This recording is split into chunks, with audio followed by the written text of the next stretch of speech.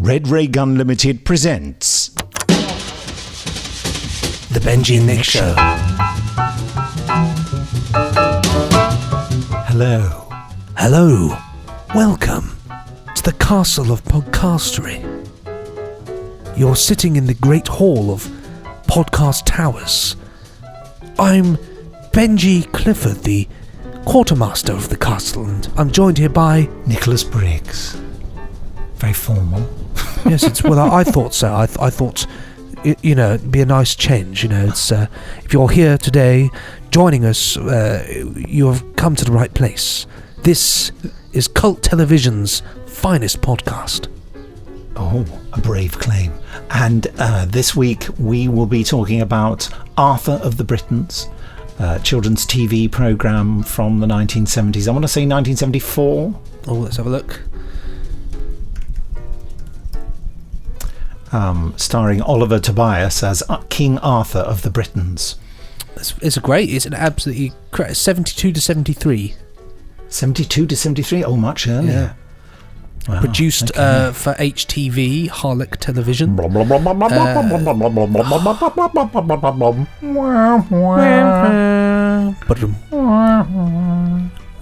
always love that one. I always think with HTV, it's the mark of a good program when you immediately have that ident at the start. I'm very excited to do this one. Funky series indeed. Lots to look forward to there. But as well as that, we've got our other usual fixtures, haven't we, Nick? Yes, well, as you probably know, we're sponsored by the Gerry Anderson store, and I realised that I've missed the window to FaceTime Jamie Anderson, who runs all that, but I could just try. Well, I mean, he may just not answer. He must hate us so much. He's actually on the tube. Oh, brilliant! I missed our window, but yeah, it just cut off. It was just, did you hear him say That's on enough. the tube? Sorry. All I was. Yeah, I'm surprised he got a signal. It was in a tunnel as well. That's incredible. So it must have just incredible. cut off. You Brilliant. think well, you've heard it all, haven't you? You think you've heard it all, but you haven't. No. Well, so yes, go to shop.gerryanderson. No, what is it? Oh, I can't remember. Shop.gerryanderson.co.uk. You were right. That's right. Yeah, and have a look at what they've got there. They've got some brilliant stuff. And because you're a listener to this podcast, if you use the code destroy, that's the word destroy, in capital letters 3 times with no space in between, you'll get free shipping on anything you order from the Gerry Anderson store. So it's worth it. Have you noticed anything in particular today?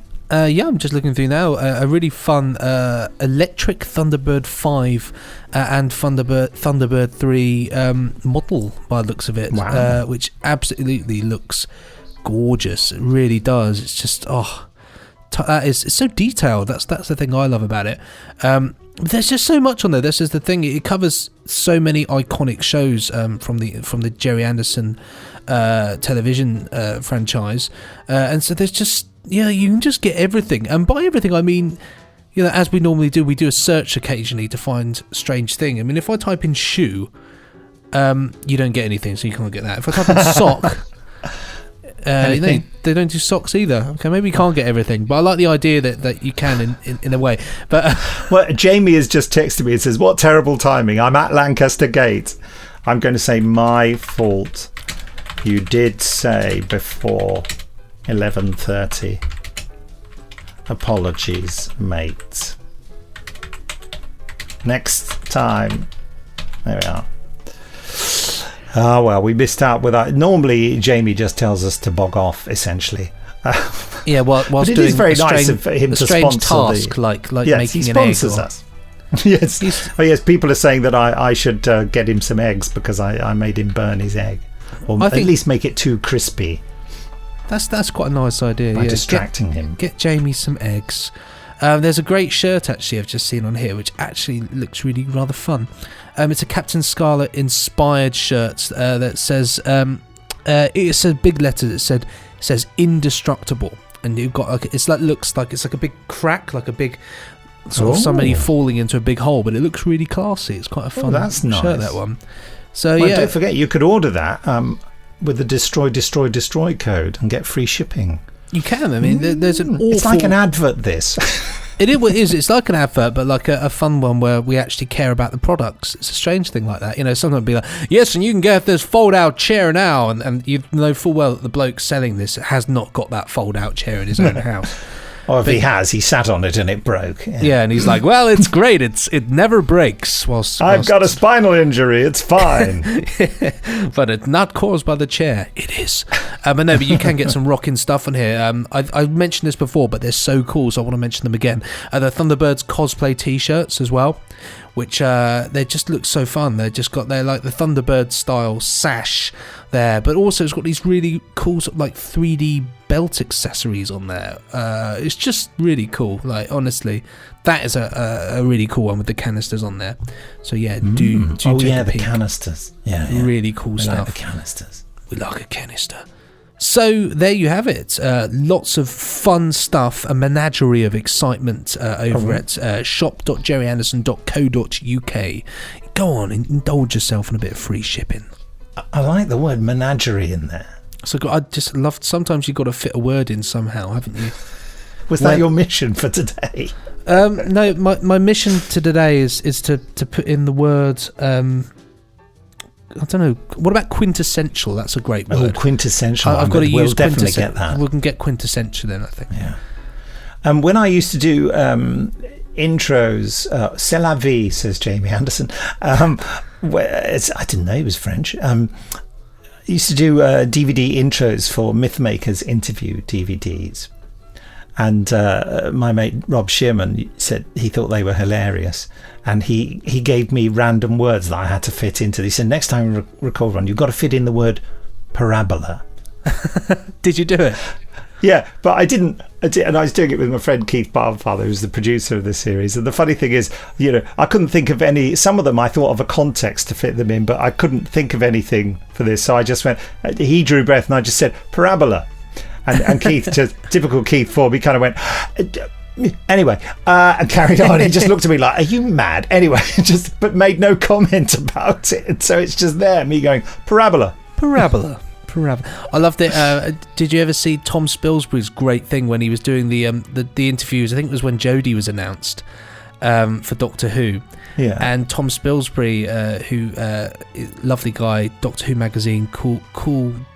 Just ex-editor, all-round ex-editor of Doctor Who magazine, all-round cool guy, had the task of fitting in Doctor Who episode titles into his interview responses. And there's this wonderful video of like radio interviews, like telly interviews of him really seriously managing to fit in sort of episode titles into his answers with nobody knowing. It is absolute class. It's so well done as well. Genius. Did someone gave him that task, didn't they? And he just had a list of them and he just threw them in every now and again. And of course, yes, DJs had no idea what he was referring to. They probably just thought, that's an odd turn of phrase. The brink of destruction. Yeah, it was literally like that. It's so good. So they were all William Hartnell individual episode titles, weren't they? Yeah. Yes, they were. Because you couldn't have got in, things like Planet of the Daleks. I suppose you could have said, well, maybe she'll be going to the Planet of the Daleks. Yeah, that's in fact, that's probably the easiest one. Yes. I suppose, people are asking, are the Daleks going to be in it? Well, let's hope it's not Death to the Daleks this time round, and maybe they will be there. Who knows? I wish I could remember some of the titles. Some of them were really skillfully They were really well done, weren't they? Yeah. Let's have a look. Anyway, what a massive tangent. No, well worth it. You're going to find it, aren't you? You're going to look I'm just going to find the episode titles of some of his stories to sort of work it out, really. We will be talking about Arthur of the Britons very soon, and we're going to be going on to our emails, and there'll be a Jerry Anderson store competition right near the end of the podcast, and it's even if I say so myself, it's a fantastic prize. We gave away a box set of the of UFO, a brand new box set of that last week, so yeah, time for something really, really wonderful again this week. Before we go on to the emails, and to send an email to us, you just have to write an email to podcast@nicholasbriggs.com. I just want to mention Counter-Strike, which I'd mentioned before. Oh, yes, that I sort of remember, yeah. 1969 series. Well, Steve Hatcher was kind enough to send... Sorry, I've just got an email from ITV. Just fascinated. I'm not going to read it out, of course. Just abuse. Just loads of swearing. That's very good. Very good email. Good. I'll read it properly later. Yes, this series on BBC, on the BBC, that I'd never heard of, which was a bit like the American series The Invaders, about aliens trying to invade. But in this one, there's an alien character here, a bit like Doctor Who in a way, trying to stop the aliens from invading. And on the few clips I could see on YouTube, it didn't look like it's stacked up very well. But there are 4 existing episodes, and I've watched a couple of them, and I must watch the others. And I'm really loving it. So really? Maybe that could be one for us to cover. Yeah. Anyway, and it's not available anywhere really. I don't know where these strange copies really came from, but I suppose these things do leak out. Things do. People. And it would be very difficult to release on DVD because the quality is so terribly, terribly poor. Is that down to the quality of the upload though, or the quality of the actual? Well, you see, that I do not know. Oh blimey! Yeah, I'm just looking at VHS transfers by the looks of it, isn't it? Or one of them. Yeah, certainly that's is. what it looks like. Yeah, blimey. Yeah, well, I mean that's an interesting one. But if it was recording on VHS, then maybe no, it wouldn't have been a rerun. Oh, who knows? No, it's not, because there's time code on it and stuff. So it's clearly taken from some sort of viewing copy. Anyway, well, who knows? It's all a bit murky, and I feel slightly ashamed for having it in my possession, but I'm willing to hand it back to an officer of the law. So let's have a look what we got for emails. This is entirely unpredictable. I haven't pre-chosen these. Benji and Nick show emails. What have we got here? Oh, right, okay, this is from Darren Jamieson, and it says, "Greetings, Benji and Nick. The subject line is splendid chap. You often say that emails to the podcast can be about anything at all. They don't necessarily have to be related to the topics being discussed. With that in mind, I was wondering if you'd do me a little favour. I would be grateful if you could please congratulate my good friend, Mr. Hamish Scott McFeece, is it? Or is it Mafeece? I'm really sorry not to get the name right. I wonder whether there's a letter missing. Not sure. But anyway, Hamish, who will be graduating from university this coming week with his master's degree in theoretical physics and mathematics. Wow. With first-class honours. I know he'll be listening. He's a big fan of you guys. Oh, Hamish. At least, I hope he's listening. Hamish, your podcast's a frequent topic of discussion for us. I was trying to say Hamish in us. He's certainly worked very hard for it. So it's much deserved. What, the podcast listening or the degree? On an unrelated note, I was watching an episode of The League of Gentlemen recently and was surprised to see a certain Mr. Briggs pop up playing a garden centre worker. What you don't know is that the name tag on that garden centre worker said Gary Russell, which we thought, Mark Gatiss did that on purpose. He was my predecessor at Big Finish, and also a dear, dear friend of mine for many, many years. Many more years than either of us would be comfortable admitting to. Anyway, I'll stop now and let you get on with the rest of the podcast. All right then, Darren, thank you. Thanks for taking the time to read this and for all the excellent work that you do. That's very kind of you. Well, thanks for emailing in, and also congratulations as well to your friend there on the fantastic Hamish, graduation. Yes. Hamish, well done. Okay, I've no idea what this one's going to say. Its subject line is Wurzel, Arthur and Difficult Questions. It's from Chris Avery. Dear Benji and Nick, the podcast is getting better and better. Oh, well, this is starting well. However, it's now got worse. No, I have very fond memories of Wurzel Gummidge, which we discussed last week. Being of the same vintage as Nick, I was, in theory, too old for it at the time, but I had a younger sister who who wasn't, which was quite useful. No, that is useful. It's a good excuse to watch kids' TV, isn't it? I also remember discussing it with Dr. Wurzel, Mr. Peewitt himself, at a Dinner with the Stars evening event at Panopticon Doctor Who convention. I asked him about the plans, sadly unrealised, to bring Wurzel back as a claymation like Morph, etc. series. He spoke about it very enthusiastically, as he always did actually, about anything to do with Wurzel Gummidge. Although this may also have been him jumping on a question that wasn't what's your favourite monster. Please don't let Benji's school trauma stop the 3 difficult questions about cult TV. I completely forgot about those this week. I've completely forgot about it, yeah. We'll have to do it next week. 3 difficult questions from cult TV have been postponed this week. It's good fun. It scans now, well done. I got 3 out of 6 Paper House, Sergeant Beetroot and Francis Matthews big smiley face, and I really should have got White Cross and Ozymandias as well. Then you announced that you were going to look at Arthur of the Britons next. Brilliant. I loved it as a 10-year-old and recently bought the DVD box set. I was convinced that it was created by Richard Catweasel Carpenter, but the interweb says otherwise. Talking of Richard Carpenter, how about Robin of Sherwood for a future podcast? Great idea. One of my all-time favourite series, and one that I always hoped that Big Finish would bring back. Spiteful Puppet are doing a good job, but a Big Finish version would have been amazing. Oh, thanks for that. Thanks for entertaining me. Regards, Chris Avery. P.S. I have to ask, but does Nick's recent gumboot reference in your other podcast indicate a fondness for Reginald Perrin? Yes, of course. Here are the gumboots you ordered, madam. It was the someone quoting about someone playing a very small part in something. Anyway, I digress. Of course, the whole thing's a digression. I would love to hear this covered in the podcast, Reginald Perrin, but it may not fit with the sci-fi fantasy cult parameters. Sent from my iPad. Thanks, Chris.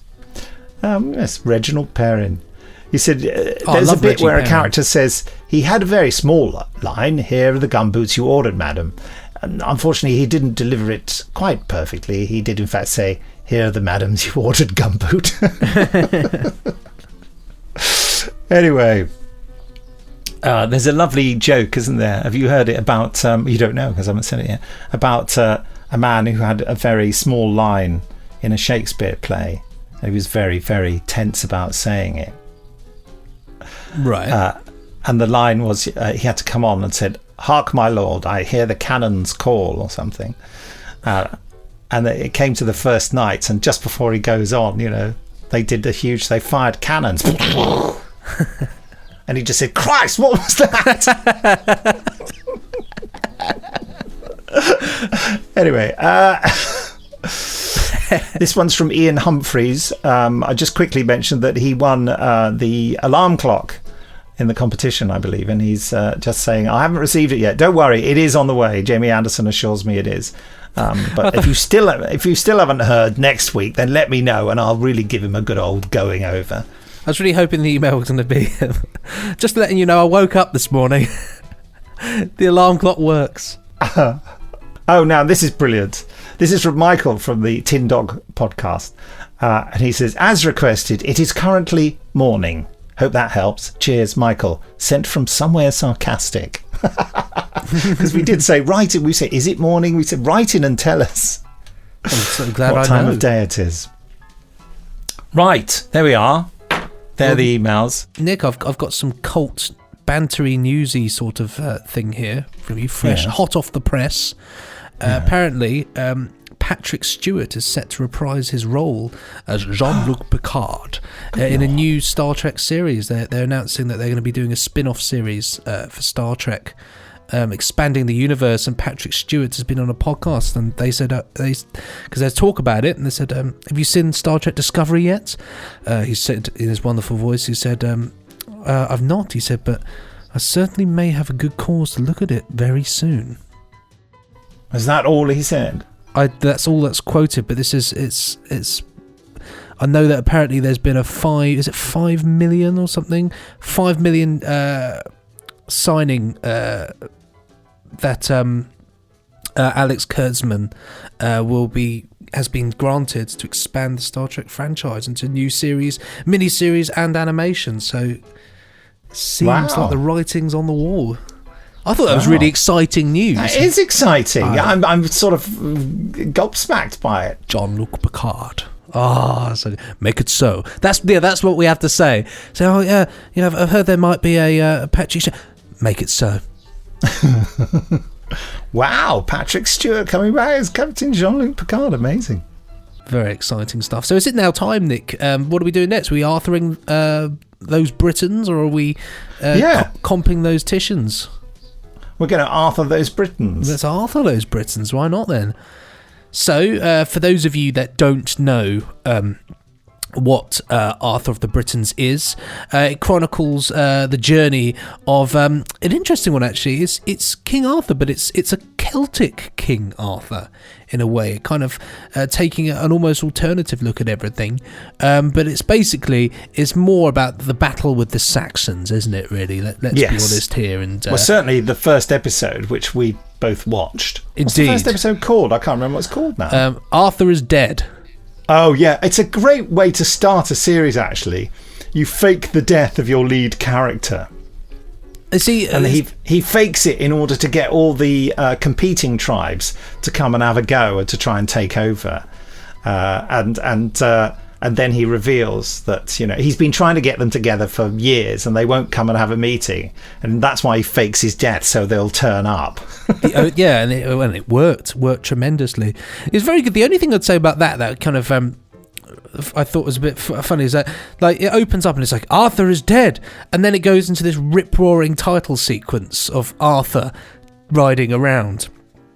I thought it would have been probably better if you had the rip-roaring title sequence, which is literally just footage of the sequence beforehand, and then lead in from the title sequence into Arthur dying and move on that way, because it just ruined the impact. It's like, Arthur's dead! Dun, dun, dun, dun. Oh, look, there he is, doing other stuff, riding around. It's like, oh, he's not dead then, is he?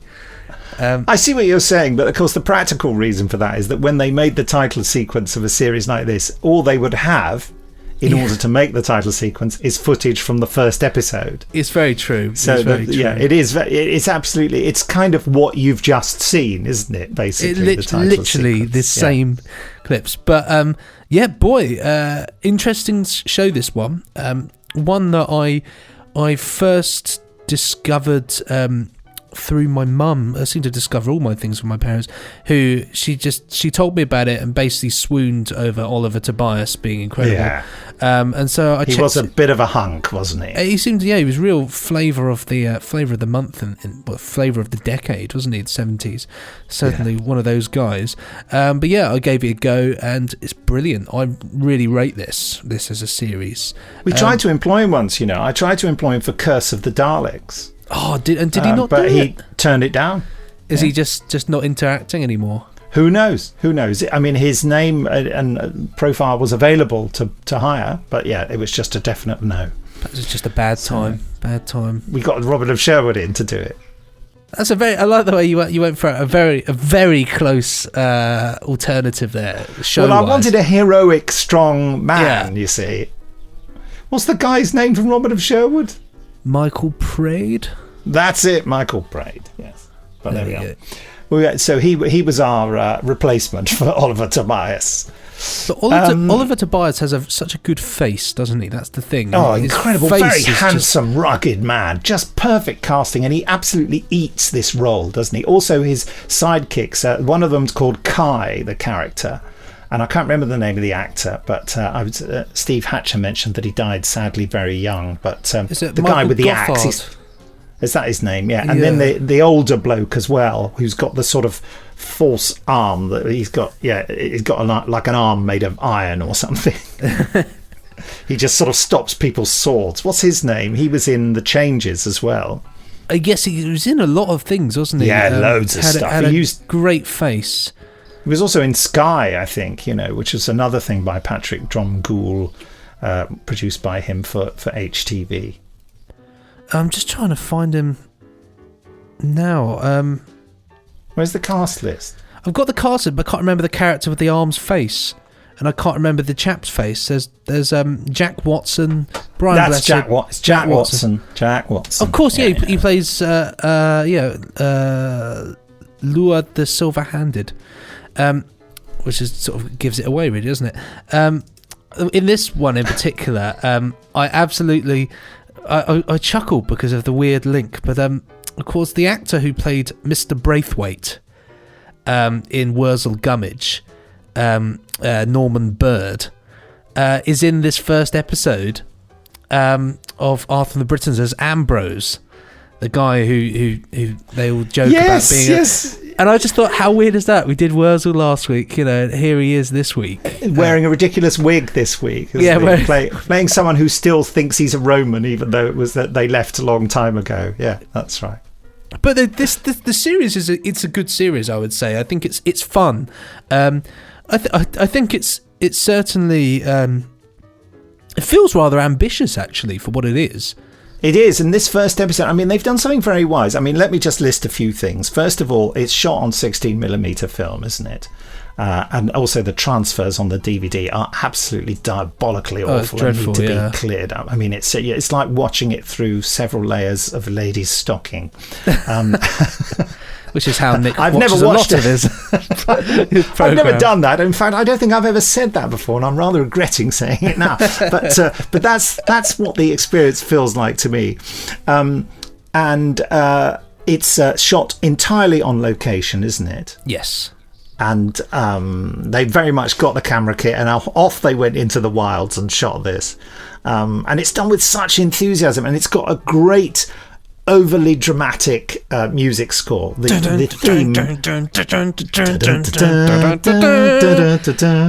Oh, it's great. It's beautiful. It's so evocative of my childhood. This is just what kids of this era wanted, particularly boys, I would gender specifically say, because it was just hard action and adventure. It's very slim on plot. It's a bit like, yes, if we hide up this tree we will defeat our villains, and that's it. That's the story for the whole episode. It goes on There's a bit nothing in that complex. respect. There's nothing particularly challenging. It's basically an excuse to ride a lot of horses, talk in a butch way, and have a sword fight. So it's quite unrewarding to rewatch from a modern perspective. But I have a real warmth from it from my childhood, and it's done so beautifully stylishly. I think in the first episode, they make the battle scenes look bigger by shooting it in a forest, which is a really clever idea, because you have all these people running around coming out from behind trees, and you can't quite see that there are probably only 30 extras. You can imagine that there are hundreds of them,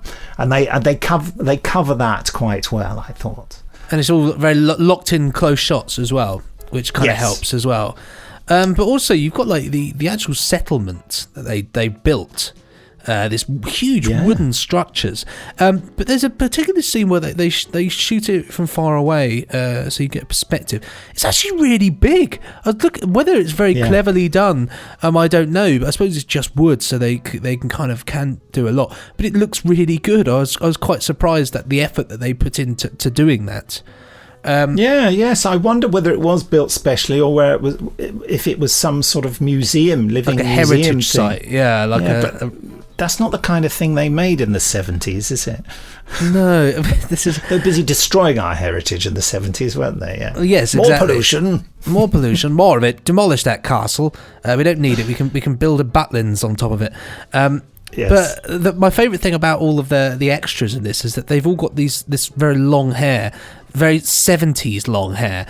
You can see every single one of them wearing flares, all those sort of suits, and walking around holding records under their arms. Yeah, absolutely. But they're perfect for this. It works. This era, because they've got all the long hair and beards anyway, haven't they?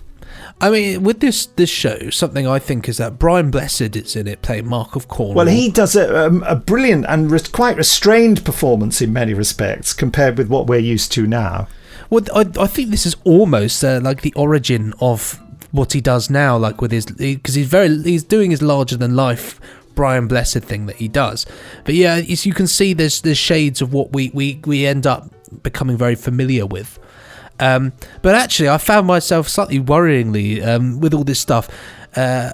Oliver Tobias as Arthur in this one, he's very like, we must wait, we must assess the situation. And then you've got Brian Blessed Mark there going, we must fight and kill and do. And he's like, don't listen to this. Like, what is it? I think there's this one, he said, when have I ever lost a battle? And then Brian Blessed comes in and says, when have you ever fought in a battle? But I found myself worryingly thinking, I probably would have just gone and fought with Brian Blessed, to be honest. It was like, this guy, he seemed like really up for it. And whereas Arthur was kind of like, yes, but we must really think about this first. Well, he's the wise warrior. But he is. He's a thinker, isn't he? He's a bit of a tarot-like character in a way. But a good fighter, though. When it comes to it, he can fight off 100 men. Well, when has he ever lost a battle? Well, indeed. And it's worth mentioning that Tom Baker turns up later in the series, playing himself and his twin. Yeah, twins, yeah. He plays the nice one and the nasty one, And there's so many parts of his performance that you recognise from his Doctor Who performance, like his posture, the way he sort of like hunched his shoulders. And, it's interesting to see, actually. He must have done it shortly before Doctor Who. Definitely. I mean, this is a show. It's kind of... It does he remembers doing it as well, by the way. Really? I mentioned it to him. He said, yeah, I remember that with Oliver Tobias, yeah. I can imagine it just all looks very cold to me. It looks like a horrible, wet, uncomfortable job, if I'm honest. Yes, the weather, I mean, unlike something like Wurzel Gummidge or Catweasel, where it mostly looks really sunny and hazy, it looks blooming miserable, doesn't it, after the Britons? Oh, it does. It's, I mean... What's that? Me and my it doesn't help that you're looking at it through ladies' stockings, obviously. Well, that's what me and my friend used to joke, and we said, the question is it just down to the cameras and the condition of the film and the lighting of the cameras, or was the 70s just genuinely really miserable and not very nice outside? Because it's like in those Fawlty Towers things where you've got a beautifully lit, colourful tape studio, and Basil goes outside and it's just dreary, grey and wet. Yeah. And this series, it mostly is in England, let's face it. It's true. But I totally agree with you. I think this series really would benefit from a nice little clean-up, I think, because it has the potential to look glorious. And it deserves it, because actually it's quite an important... a lot of people have very fond memories of it. It's one of those ones that sticks out for people, I think. So we give it 3 exclamation marks out of 5? Yeah, I'll give it a solid 3. I found my mind wandering at times, thinking about other stuff. And it's only half an hour long. Yeah, it's like 25 minutes, isn't it? And a lot of talking. Yeah. Listen, we're really pushed for time now, so I'll quickly do the competition. Do it. And it's to win the new Captain Scarlet Deluxe box set with a fantastic booklet in it with all the episodes, 4 volumes of it. A recommended retail price of £55. So it's a huge thing to win. At that one. Yeah. You can see the details of it on the network video site. They've got it for sale there. But yeah, we're going to give you the whole lot. And the question I haven't even set. So the subject line is going to be Spectrum. I've told you what the prize is. Can you think of a good Captain Scarlet question? I'll tell you what, let's go with it. Okay. Which actor played the character of Lieutenant Green? Oh, nice. Nice one, yeah, nice. In the original Captain Scarlet. In the original Captain Scarlet, yeah. Did they pronounce it Lieutenant or Lieutenant? I don't know. Lieutenant Green, I don't know. But let us know that as well. But the important thing is which actor played Lieutenant Green? S-I-G. S-I-G. So there is that competition set. What are we going to talk about next time? I don't know, Nick. What have you got? Anything that's playing on your mind? What do you reckon? Anything at all? Quatermass and the Pit. Oh, what? Yeah, what, the movie Quatermass and the Pit? Yeah. No, I was thinking the TV. Or you thinking the TV one? Okay, we can do the TV one. Yeah, the first instalment of the TV. Let's do it, because who doesn't love a bit? Inevitably, we'll talk about the movie as well. It's very true. The movie, which the footage has been used in practically everything of the London wreckages. Yes, yeah. Okay. Quatermass and the Pit. What a good idea, and a logical choice as well. Most logical. It seems inevitable that would be something we would get. We have to get it out of the way. Don't we? Have to get the Quatermass out of the way. Quite. Okay. Well, Quatermass and the Pit next week here on the Benji and Nick Show. Thank you for listening. It's been a pleasure. As you can hear, my mouth has gone close to the microphone, which signals the departure Yes, that's right. of our podcast helping this week. Thank you. And goodbye. Teddy bye. Pressing stop now. Ka-chunk.